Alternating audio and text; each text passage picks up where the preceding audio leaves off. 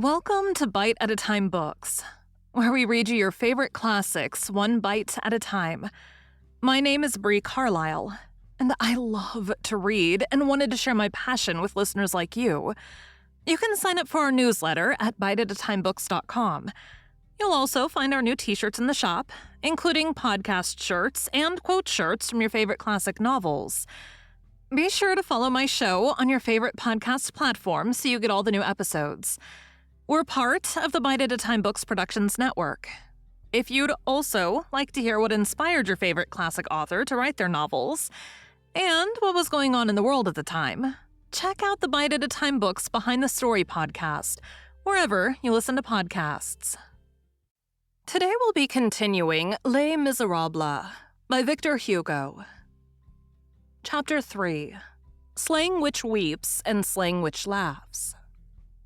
As the reader perceives, slang in its entirety, slang of 400 years ago, like the slang of today, is permeated with that somber, symbolical spirit which gives to all words a mien which is now mournful, now menacing.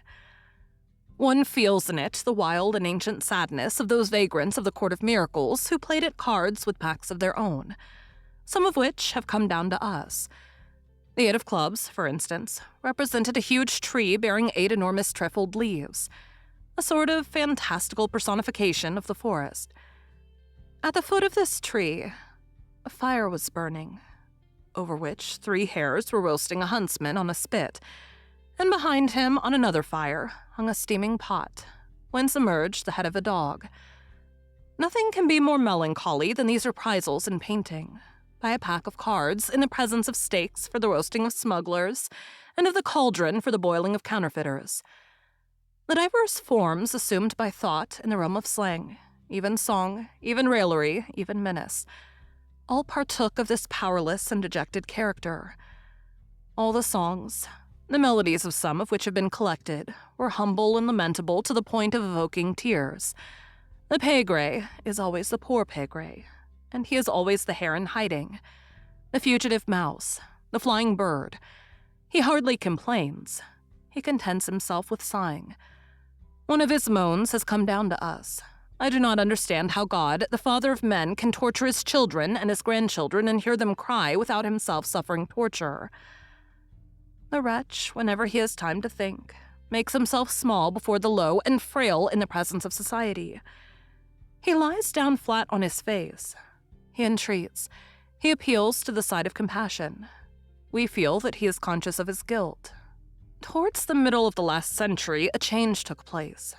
Prison songs and thieves' ritournelles assumed, so to speak, an insolent and jovial mien. The plaintive Mallieret was replaced by the La Rifle. We find in the 18th century, in nearly all the songs of the galleys and prisons, a diabolical and enigmatical gaiety. We hear the strident and lilting refrain, which we should say had been lighted up by a phosphorescent gleam, and which seems to have been flung into the forest by a will-o'-the-wisp playing the fife. Mir labi, sus lababo, mir lighten, riben ribet, sur la brabi, mir lababo, mir liton, riben ribo.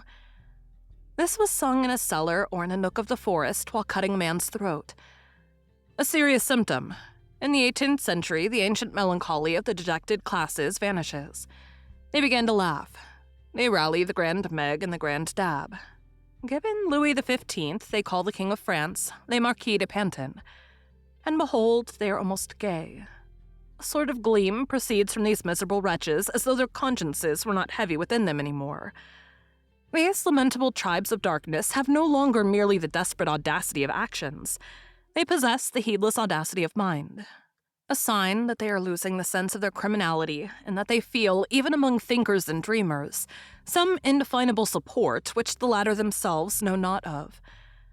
A sign that theft and pillage are beginning to filter into doctrines and sophisms, in such a way as to lose somewhat of their ugliness, while communicating much of it to sophisms and doctrines. A sign, in short, of some outbreak which is prodigious, and near unless some diversion shall arise. Let us pause a moment. Whom are we accusing here? Is it the 18th century? Is it philosophy? Certainly not. The work of the 18th century is healthy and good and wholesome. The encyclopedists, Diderot at their head, the Physiocrates, Turgot at their head, the philosophers, Voltaire at their head, the utopians, Rousseau at their head.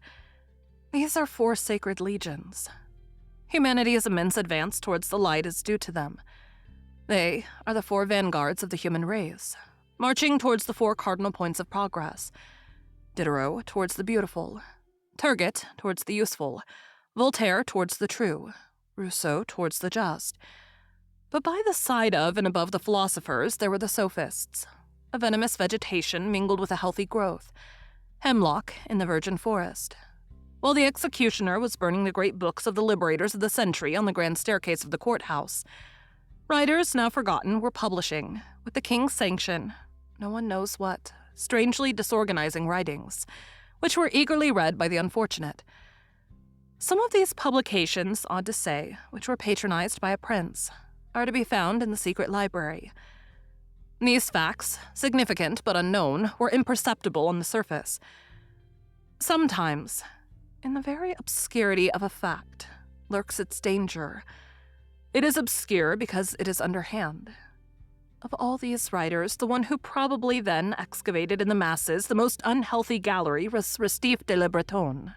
This work, peculiar to the whole of Europe, effected more ravages in Germany than anywhere else. In Germany, during a given period, summed up by Schiller in his famous drama The Robbers, theft and pillage rose up in protest against property and labor, assimilated certain specious and false elementary ideas, which, though just in appearance, were absurd in reality, enveloped themselves in these ideas, disappeared within them after a fashion, assumed an abstract name, passed into the state of theory, and in that shape circulated among the laborious, suffering, and honest masses, unknown even to the imprudent chemists who had prepared the mixture, unknown even to the masses who accepted it. Whenever a fact of this sort presents itself, the case is grave. Suffering engenders wrath. And while the prosperous classes blind themselves or fall asleep, which is the same thing as shutting one's eyes, the hatred of the unfortunate classes lights its torch at some aggrieved or ill-made spirit which dreams in a corner and sets itself to the scrutiny of society. The scrutiny of hatred is a terrible thing. Hence, if the ill fortune of the times so wills it, those fearful commotions which were formerly called jacqueries, beside which purely political agitations are the merest child's play, which are no longer the conflict of the oppressed and the oppressor, but the revolt of discomfort against comfort. And everything crumbles. Jacqueries are earthquakes of the people. It is this peril, possibly imminent towards the close of the 18th century, which the French Revolution, that immense act of probity, cut short. The French Revolution, which is nothing else than the idea armed with the sword, rose erect, and with the same abrupt movement, closed the door of ill and opened the door of good. It put a stop to torture, promulgated the truth, expelled miasma, rendered the century healthy, crowned the populace. It may be said of it that it created man a second time by giving him a second soul, the right. The 19th century has inherited and profited by its work, and today the social catastrophe to which we lately alluded is simply impossible. Blind is he who announces it. Foolish is he who fears it. Revolution is the vaccine of jacquerie. Thanks to the revolution, social conditions have changed. Feudal and monarchical maladies no longer run in our blood. There is no more of the Middle Ages in our constitution. We no longer live in the days when terrible swarms within made eruptions, when one heard beneath his feet the obscure course of a dull rumble, when indescribable elevations from mole-like tunnels appeared on the surface of civilization, where the soil cracked open, where the roofs of caverns yawned, and where one suddenly beheld monstrous heads emerging from the earth. The revolutionary sense is a moral sense. The sentiment of right, once developed, develops the sentiment of duty. The law of all is liberty, which ends where the liberty of others begins, according to Robespierre's admirable definition. Since '89, the whole people has been dilating into a sublime individual. There is not a poor man who, possessing his right, has not his ray of sun. The die of hunger feels within him the honesty of France. The dignity of the citizen is an internal armor. He who is free is scrupulous. He who votes reigns. Hence incorruptibility. Hence the miscarriage of unhealthy lusts. Hence eyes heroically lowered before temptations. The revolutionary wholesomeness is such that on a day of deliverance, a 14th of July, a 10th of August, there is no longer any populace. The first cry of the enlightened in increasing throngs is, "Death to the thieves." Progress is an honest man. The ideal and the absolute do not filch pocket handkerchiefs. By whom were the wagons containing the wealth of the Tuileries escorted in 1848? By the rag pickers of the Faubourg Saint-Antoine. Rags mounted guard over the treasure. Virtue rendered these tatterdemalions resplendent. In those wagons and chests hardly closed, and some even half open amid 100 dazzling caskets, was that ancient crown of France studded with diamonds surmounted by the carbuncle of royalty, by the Regent diamond, which was worth 30 millions. Barefooted, they guarded that crown. Hence, no more jacquerie. I regret it for the sake of the skillful. The old fear has produced its last effects in that quarter, and henceforth it can no longer be employed in politics. The principal spring of the Red Spectre is broken. Everyone knows it now. The scarecrow scares no longer. The birds take liberties with the mannequin. Foul creatures alight upon it. The bourgeois laugh at it. Thank you for joining Bite at a Time Books today, while we read a bite of one of your favorite classics. Again, my name is Bree Carlile, and I hope you come back tomorrow for the next bite of Les Miserables. Don't forget, you can sign up for our newsletter at biteatatimebooks.com.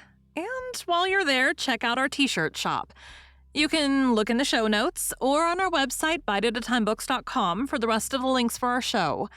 We'd love to hear from you on social media. You can find us everywhere at Bite at a Time Books.